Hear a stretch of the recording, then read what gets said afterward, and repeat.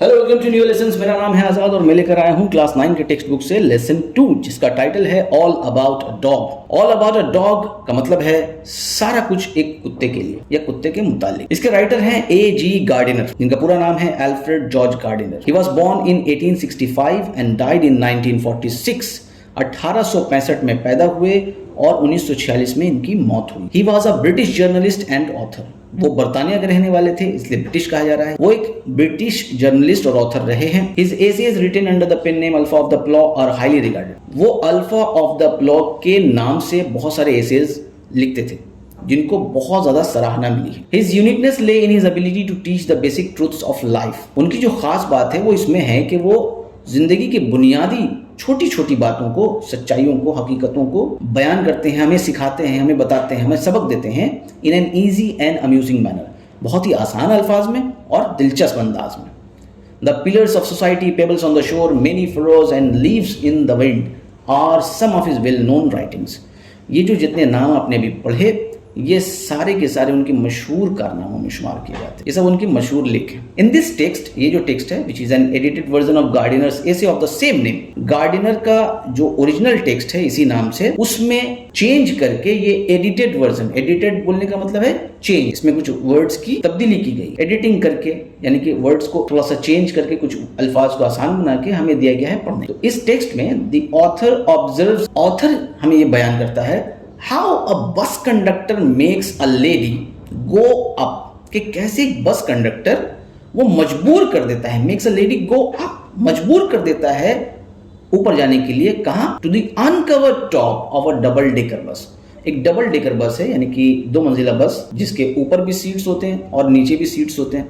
ऊपर का हिस्सा खुला होता है और नीचे का हिस्सा बिल्कुल ढका। उसी डबल डेकर बस के टॉप पर जो कि खुला हिस्सा है, उसमें मजबूर कर देता है जाने को on a freezing evening. Freezing evening मतलब इवनिंग का वक्त, रात का वक्त। फ्रीजिंग इसलिए है क्योंकि बहुत ज्यादा सर्द रात है, सर्दी का मौसम है और बहुत सर्दी पड़ रही है रात के वक्त में। ऐसे में कैसे उस लड़की को वो मजबूर कर देता है बस के टॉप पर जाने के लिए, जो कि अनकवर्ड है, यानी कि खुला है। जस्ट बिकॉज, सिर्फ इसलिए, she is carrying a dog, कि वो एक कुत्ता लिए हुए, एक कुत्ता कैरी कर रही, इसलिए उसे मजबूर कर देता है बस के अनकवर्ड टॉप पर जाने के लिए।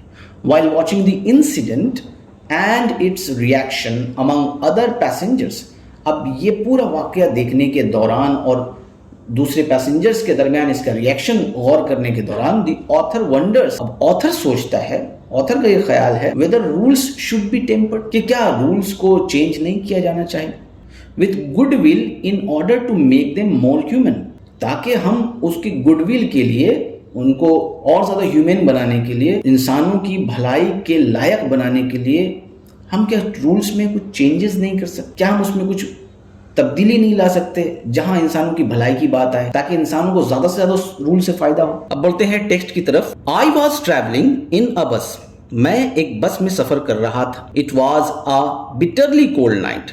बिटरली का मतलब एक्सट्रीमली, शदीद, बहुत सर्द रात थी, इंतहाई सर्द रात थी, सर्दी का मौसम था और रात का वक्त, सर्दी इतनी कि even at the far and, और यहां तक के, इवन का मतलब यहां तक के, at the far end of the bus, far end of the bus बिल्कुल आखिरी हिस्सा, आखिरी किनारा, बस के बिल्कुल पीछे वाले हिस्से से the east wind cut like a knife, ऐसा लगता था कि जैसे पश्चिम से आने वाली हवा वो छुरी की तरह काट रही। द बस स्टॉप्ड, बस रुकी, and 2 women and a man got in together.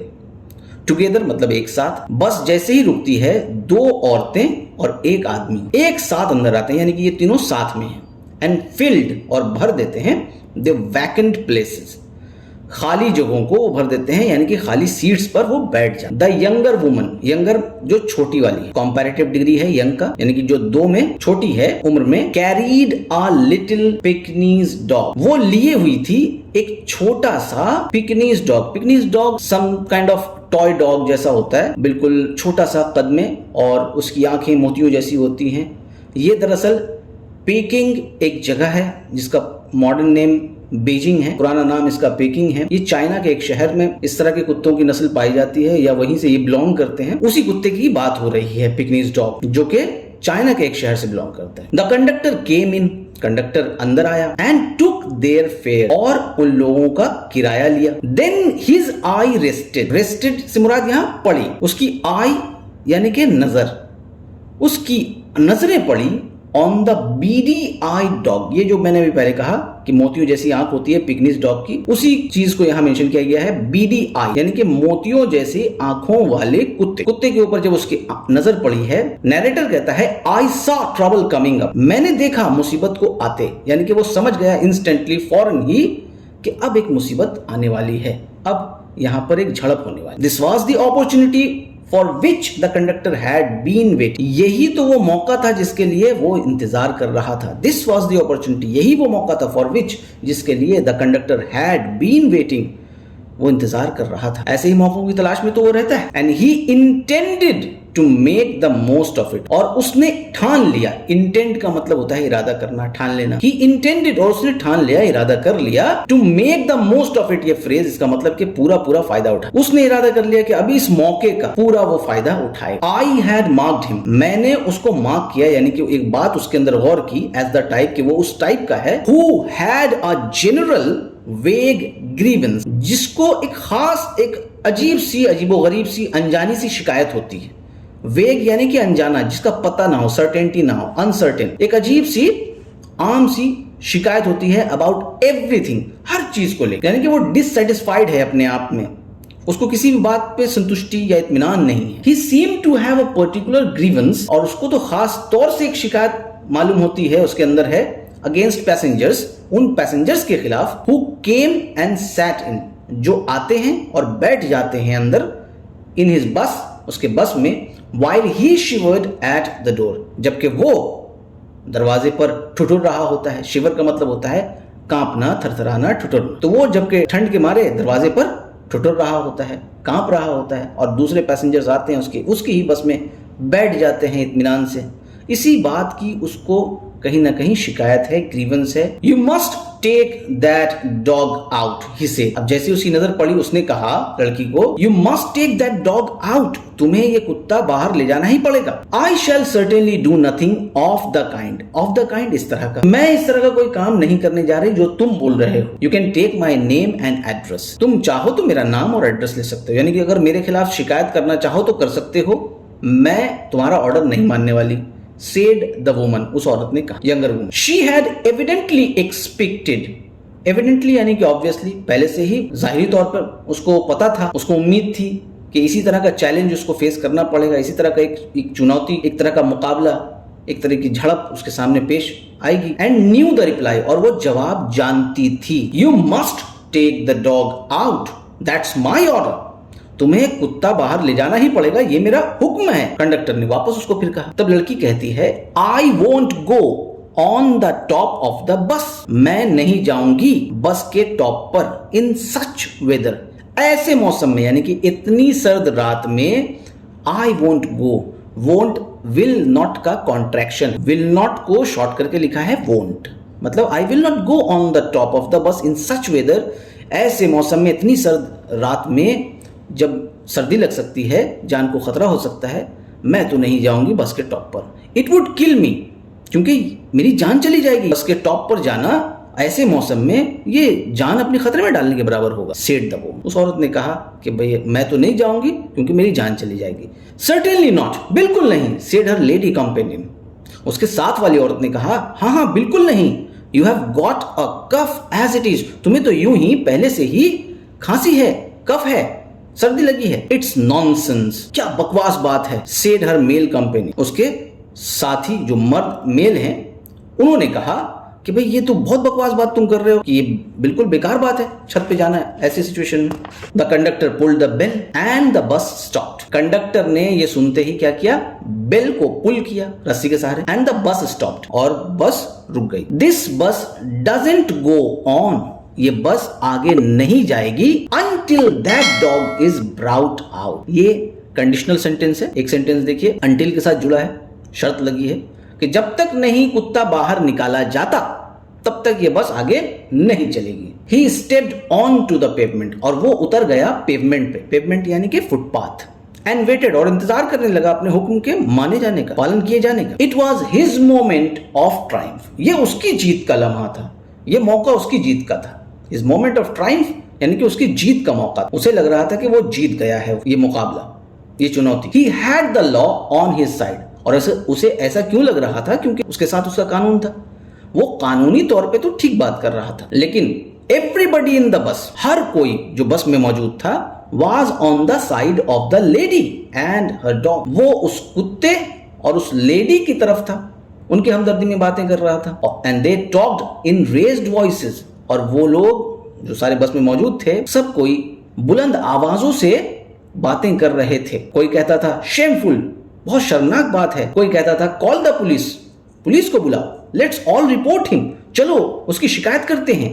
Let's make him give us our fares back, चलो उससे अपना किराया, अपना भाड़ा वापस लेते। यस दैट्स इट, हाँ बिल्कुल, let's make him give us our fares back, चलो उससे अपना किराया वापस लेते हैं। The little animal sat blinking, और वो छोटा सा जानवर बैठा था। कैसे? Blinking at the dim lights, blink करता हुआ, आंखें झपकता हुआ, मध्यम रोशनी में ताकता, आंखें झपकता, चुपचाप बेचारा बैठा है।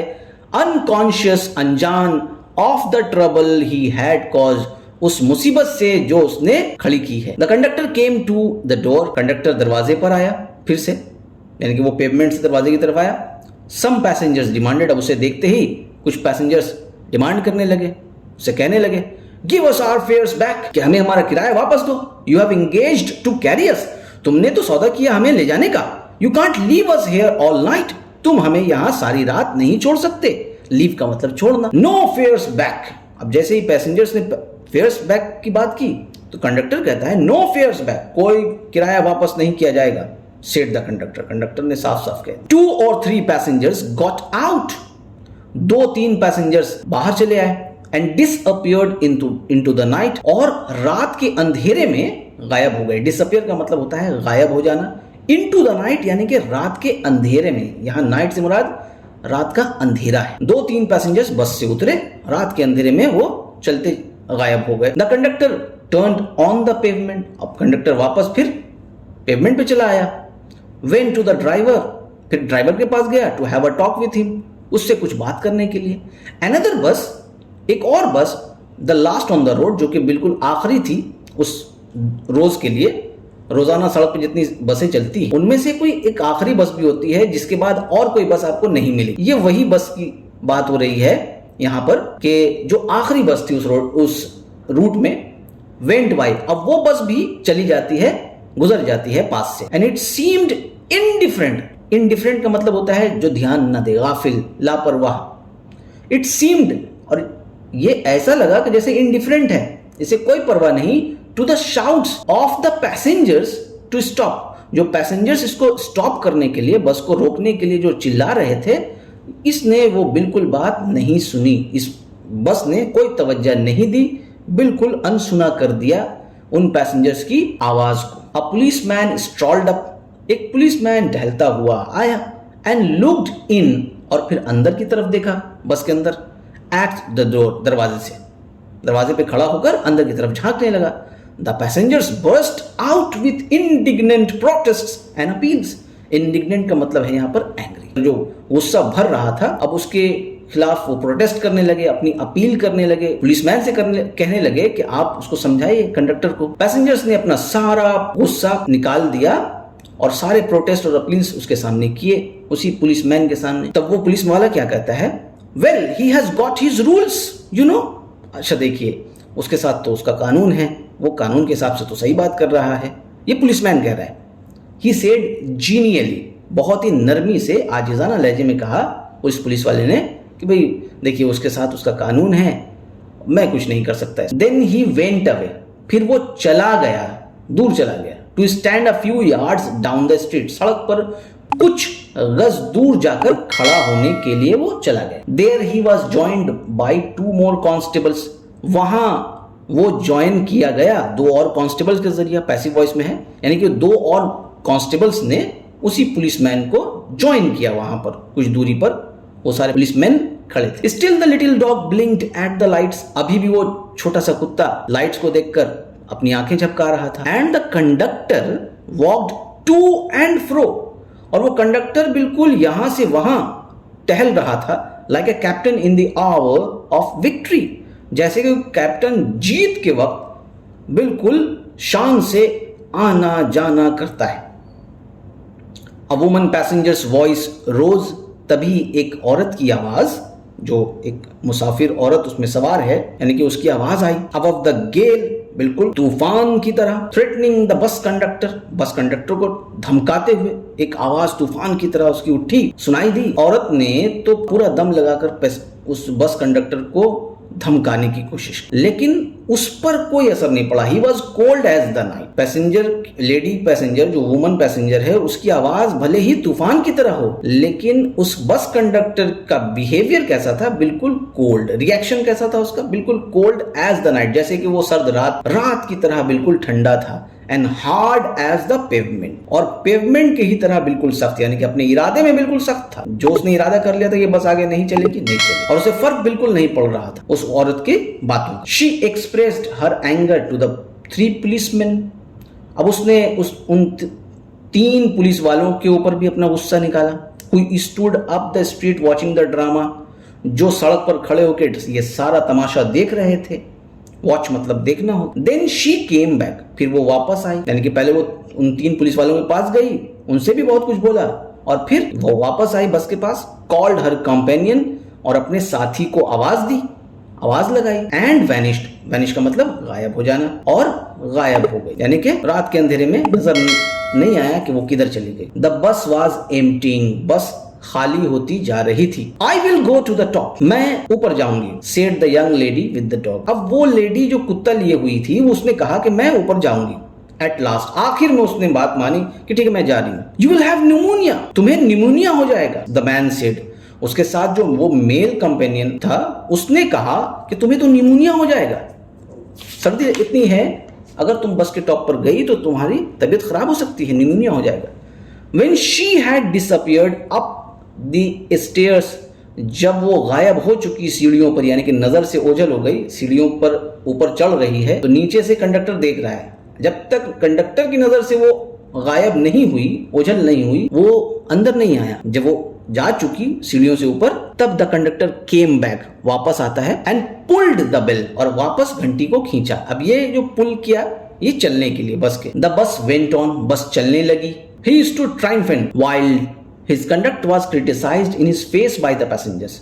वो बिल्कुल फाते खड़ा था, विक्टोरियस, विजयी, जैसे कि वो जीत चुका हो।